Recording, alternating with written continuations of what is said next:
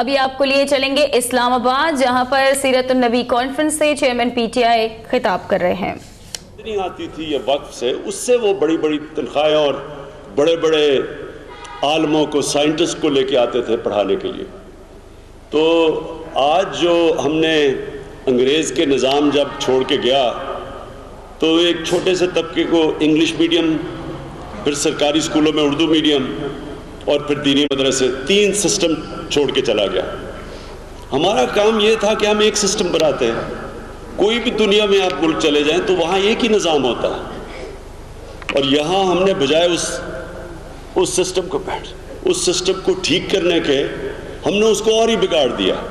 ہمارا جو government school system تھا، ہمارے بہترین، یہ سارا جو 1970 تک ہمارا بہترین ٹیلنٹ اردو میڈیم اسکولوں سے آیا کرتا تھا، انگلش میڈیم تھوڑے سے اسکول تھے۔ تو اب وہ ایک عجیب ہی سسٹم نکلا ہے کہ 8 لاکھ بچے انگلش میڈیم میں، 24 لاکھ بچے دینی مدرسوں میں، اور تقریباً 3 کروڑ بچے اردو میڈیم اسکولوں میں۔ تو ہم نے انشاءاللہ یہ ایک بہت بڑی ایک جنگ ہوگی، جدوجہد ہوگی کہ اس سسٹم کو ٹھیک کرنا۔ لیکن جو سب سے امپورٹنٹ چیز وہ میں یہ کہنا چاہتا ہوں کہ انشاءاللہ اللہ نے ہمیں موقع دیا، اور ابھی ہم نے شروع کر دیا پختونخوا میں۔ ہم نے یہ جو 24 لاکھ بچے ہیں مدرسوں میں، اور کئی مدرسوں میں سب سے غریب گھرانوں کے بچے ہیں، ہم نے ان کو اپنے بچے بنانا ہے اور ان کو انشاءاللہ اوپر لے کے آنا ہے۔ ان کو موقع دینا ہے کہ یہ بھی ڈاکٹر بن سکیں، دین بھی پڑھیں، لیکن انجینئر بھی بن سکیں، پروفیشنلز بن سکیں، اپنی زندگی بہتر کر سکیں۔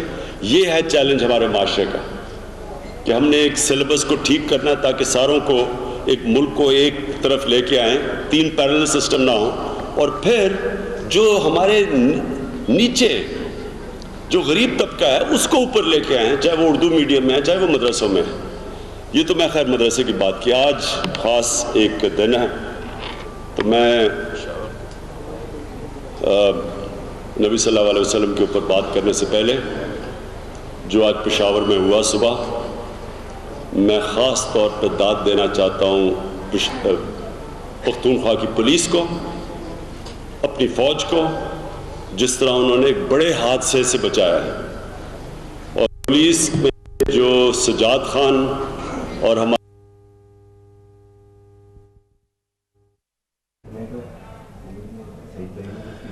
عمران خان سیرت النبی کانفرنس سے اس وقت خطاب کر رہے ہیں۔ آپریشن میں شرکت کی، خراج تحسین پیش کرنا چاہتا ہوں اپنے ملک کی طرف سے۔ یہ ایک بہت بڑی جہاد ہے۔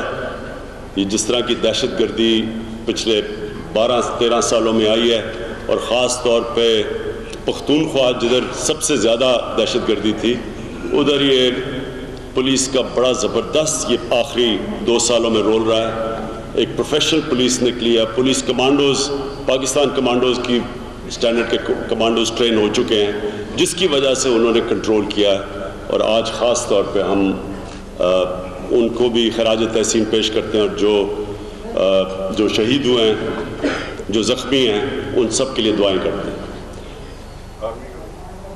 میں نبی صلی اللہ علیہ وسلم کے اوپر بات کرتے ہوئے شروع ادھر سے کرتا ہوں کہ وہ دنیا کی تاریخ کے سب سے بڑے لیڈر تھے۔ اور لیڈر کی نشانی کیا ہوتی ہے؟ لیڈر کی سب سے بڑی نشانی یہ ہوتی ہے کہ وہ اور لیڈر بنا دیتا ہے۔ ایک چیز آپ نوجوان ہیں، آپ مدرسوں میں پڑھ رہے ہیں، ایک چیز ضرور ان کی دیکھیں کہ ان کی اس دنیا سے پردہ کرنے کے بعد وہ جو وقت آیا تھا کوئی 30-40 سالوں کا، دنیا کی تاریخ میں اتنے عظیم لوگ اتنے تھوڑے ٹائم میں نہیں آئے۔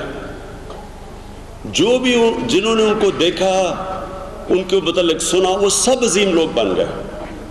تو میں صرف اس چیز کے اوپر بات کرنا چاہتا ہوں کہ انہوں نے، ان کی زندگی سے ہمیں جو اللہ قرآن میں کہتا ہے کہ ان کی زندگی سے سیکھیں، کیونکہ ان کی زندگی تھی، جو قرآن میں لکھا ہوا ہے وہ ان کی زندگی تھی، اور ان کی زندگی سے ہم سیکھتے ایسے ہیں کہ انہوں نے وہ کیا کیا جو سارے بھی جو لوگ ان کے ارد گرد تھے عظیم لوگ بن گئے۔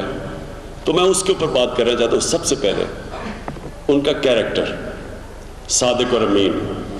نبوت سے پہلے بھی لوگ ان کو سچا انسان مانتے تھے اور انصاف کرنے والا, امانت رکھنے والا, سب مانتے تھے. جو اعجاز چودھری صاحب نے آپ کو کہا کہ انہوں نے جب لوگوں کو جمع کر کے شروع میں کہا کہ میں جو کہہ رہا ہوں, میں اگر پیچھے کہوں کہ فوج ہے تو آپ مان جاؤ گے, تو سب نے کہا مان جائیں گے, کیونکہ وہ سچے انسان تھے. تو یہ سب سے بڑی ایک انسان کے کیریکٹر کی, ایک لیڈر کے کیریکٹر کی سب سے بڑی کوالٹیز, وہ بنتا ہی ان دو کے اوپر ہے, صادق اور امین پہ. اور یہ ہمارے ملک میں بدقسمتی سے اس کے اوپر عمل نہیں کیا گیا. آپ مغرب میں آج جو مغرب کی ڈیموکریسیز ہیں, وہاں اگر آپ دیکھیں تو کوئی بھی لیڈر نہیں بن سکتا اگر یہ ثابت ہو جائے وہ نہ صادق ہے نہ امین ہے. یورپ میں آپ کر لیں, خاص طور پہ اسکینڈینیویا میں, برطانیہ میں, کوئی جھوٹ بولتا پکڑا جائے وزیر یا پرائم منسٹر, اس کو استعفیٰ دینا پڑتا. تو جو ہم نے اپنے ملک میں وہ کیریکٹر جو ہمارے نبی صلی اللہ علیہ وسلم کی بنیادی چیز تھی, صادق اور امین, وہ ہم کھو بیٹھے ہیں. اور وہ وہاں باہر جو کہ جن کو ہم مسلمان نہیں کہتے, انہوں نے یہ چیز ان کے اندر ہے. پھر تیسری چیز کہ انہوں نے, وہ اپنی میں سے آزاد تھے, اپنی میں سے آزاد تھے. جب انہوں نے آخری خطبہ دیا اور آخر میں انہوں نے 1 لاکھ لوگ سامنے کھڑے تھے, انہوں نے پوچھا کہ کیا میں نے اللہ کا پیغام آپ کو سنسیئرلی دے دیا ہے, تو گواہی دو. تو پہلے جب آواز جاتی تھی پھر وہی دہراتے تھے, پھر پیچھے 10 لوگ پیچھے آواز, اور اس طرح کرتے کرتے لاکھ لوگ تھے. تو آہستہ آہستہ جب انہوں نے وہ پیچھے تک آواز گئی, کیا کہ اللہ کے سامنے گواہی دو کہ میں نے وفاداری سے, اللہ نے جو مجھے پیغام تمہیں پہنچانے کے لیے کہا تھا, کیا میں نے وہ دیا؟ تو پھر پورا مجمع آواز آئی کہ ہاں نبی آپ نے دیا. اور پھر لوگوں نے رونا شروع کر دیا. یہ بڑا ضروری ہے آپ کے سمجھنا. کیوں روئے؟ کیونکہ ان لوگوں کو پتا تھا کہ یہ اپنا کیونکہ پیغام دے چکے ہیں, اب یہ شاید ہمارے پاس پھر واپس نہیں آئیں گے. یعنی کہ وہ ان کا اب سارا عرب ان کے نیچے تھا. اتنے برے مشکل وقت سے وہ گزرے اور آخر میں سارا عرب مسلمان ہو چکا تھا. لیکن لوگوں نے کہا کہ اب یہ واپس نہیں آئیں گے. بات یہ ہے کہ وہ جو ان کی مشن تھی وہ اپنی ذات کے لیے نہیں تھی, وہ ایک پیغام لے کے آئے تھے, انسانیت کے لیے, رحمت للعالمین تھے. وہ ہماری بہتری کے لیے ایک پیغام لے کے آئے تھے. وہ اسی مسجد نبوی میں رہے جدھر پہلے دن جو گھر بنایا اپنا, جدھر وہ ان کا اونٹ رکا, ادھر ہی اینڈ تک رہے. انہوں نے کوئی محلات نہیں بنائے اور پیسہ بھی آ رہا تھا بیت المال میں. وہ اپنی ذات کے لیے وہ نہیں کچھ کر رہے تھے. تو یہ سب سے تیسری چیز کہ جو لیڈر ہوتا ہے وہ اپنی ذات کے لیے نہیں آتا. ہمارا بھی جو لیڈر جس کو آج تک ہم جس کی عزت کرتے ہیں اس ملک میں, قائد اعظم محمد علی جناح, وہ ٹی بی سے مر رہے تھے. ان کو پتہ بھی نہیں تھا کہ وہ پاکستان بنے گا یا نہیں. کیوں؟ اور پتہ نہیں چلنے دیا کہ ان کو ڈر یہ تھا کہ اگر مخالفین کو پتہ چل گیا کہ وہ ٹی بی ہوئی ہے اور وہ زندہ زیادہ دیر نہیں رہیں گے تو وہ شاید پاکستان نہ بنا دیں, وہ روک دیں, وہ ڈیلے کر دیں. سب کو پتہ تھا کہ قائد اعظم صرف ایک انسان کی پرسنالٹی, کیریکٹر,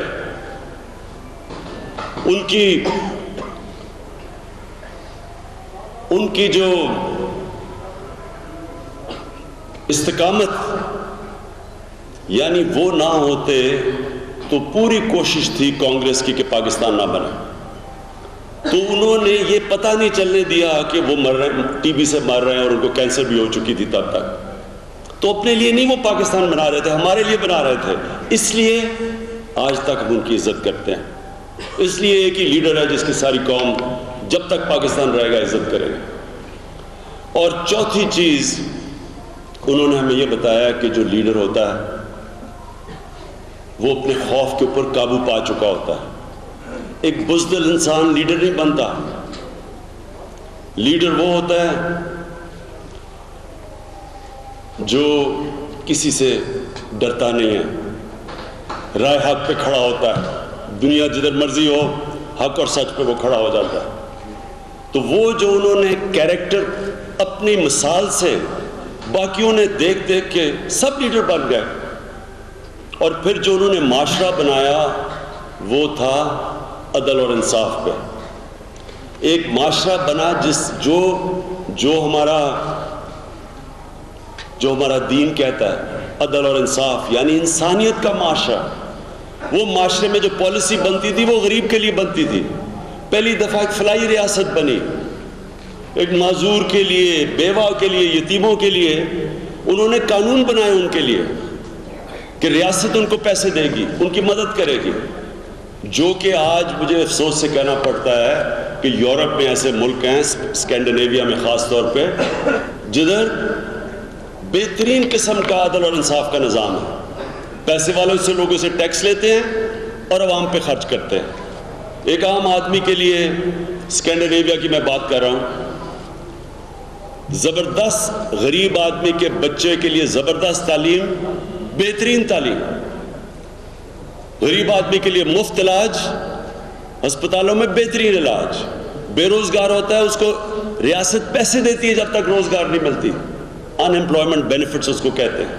عدالت میں جاتا ہے, وکیل کر کے دیتی ہے ریاست.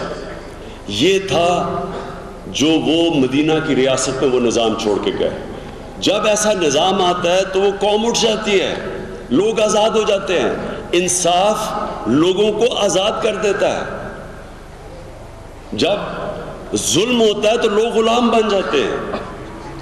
جو فرعون, قرآن شریف میں ہے کہ جب فرعون نے لوگوں پہ اتنا ظلم کیا, خود وہ بڑی بڑی محلات میں رہتا تھا, لوگ بیچارے غریب تھے, ان کے پر مشکل سے وہ اپنا کھانا کھا سکتے تھے, تو وہ اتنا ان کو دبا دیا ظلم کے نظام میں, غلام بن گئے. وہ جو مرضی کرتا تھا, لوگ کچھ بھی نہیں کر سکتے تھے اس کو. تب حضرت موسیٰ کو بھیجا گیا واپس. تو اسی طرح جب ایک نظام میں آپ عدل اور انصاف دیتے ہیں, لوگ آزاد ہو جاتے ہیں, اور آزاد قومیں کھڑی ہوتی ہیں. جو وہ قوم کھڑی ہوئی تھی, وہ ایک عظیم قوم, 700 سال تک دنیا کی عظیم قوم بنے تھے, وہ اس کی بنیاد عدل اور انصاف پہ رکھی تھی. اور وہی جب ہم کہتے ہیں کہ پاکستان واحد ملک بنا تھا اسلام کے نام پہ, اور اگر آج ہم وہ ملک نہیں بن سکے, ایک عظیم ملک, اس کی وجہ یہ ہے کہ نہ یہاں عدل ہے نہ انصاف ہے. یہاں جس کی لاٹھی اس کی بھینس, طاقتور کے لیے ایک قانون, کمزور کے لیے دوسرا قانون. آپ ٹیکس کدھر سے لیتے ہیں؟ لوگوں کے اوپر مہنگائی کر کر کے عوام سے ٹیکس اکٹھا کرتے ہیں.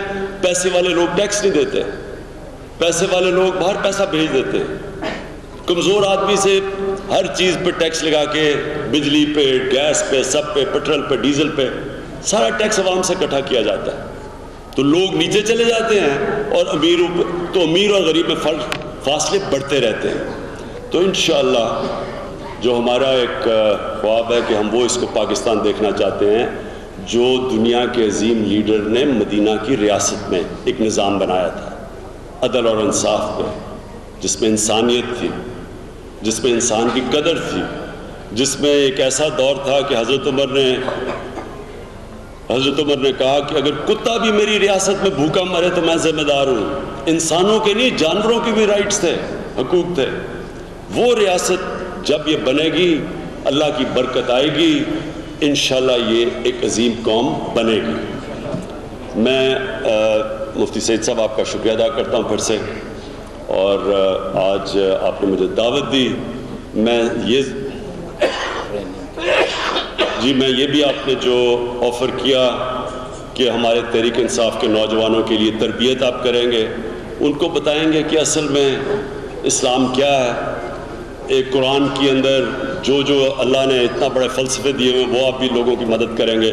تو ہم آپ کو تربیت کے لیے انشاءاللہ تحریک انصاف کی یوتھ کو آپ کی طرف بھیجیں گے. آپ کا بہت بہت شکریہ.